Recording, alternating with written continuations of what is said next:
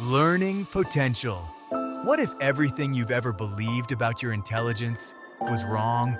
What if your greatest talent isn't something you were born with, but something you're capable of building? Imagine standing at the edge of a mountain. Some people seem to sprint toward the summit, while others struggle with the first step. It's easy to believe the fast climbers were simply born stronger. But here's the twist.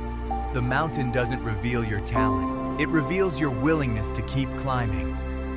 Learning potential isn't about how much you know today. It's about how much you're capable of knowing tomorrow. Your brain isn't a fixed machine with predetermined limits. It's more like a living forest.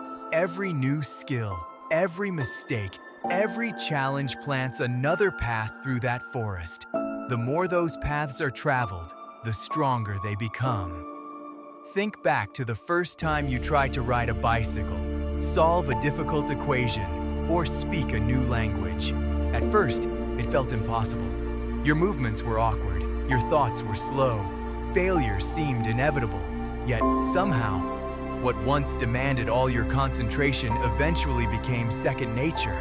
That wasn't luck, that was learning potential in action. Every expert you've ever admired was once a beginner whose brain looked no different from anyone else's. The difference wasn't magical intelligence. It was repetition, curiosity, persistence. Every time you struggle with something difficult, your brain is doing something extraordinary. It isn't simply collecting information. It's reshaping itself to handle future challenges more efficiently. Ironically, the moments that make you feel least intelligent are often the moments when your brain is growing the most. Confusion isn't a sign you've reached your limit. It's a sign you're approaching a breakthrough. The biggest obstacle to learning isn't a lack of ability. It's believing your ability can't change. When people say, "I'm just not good at math," or "I'm terrible at languages," they aren't describing reality. They're describing a story they've repeated so many times that it feels true. But stories can be rewritten.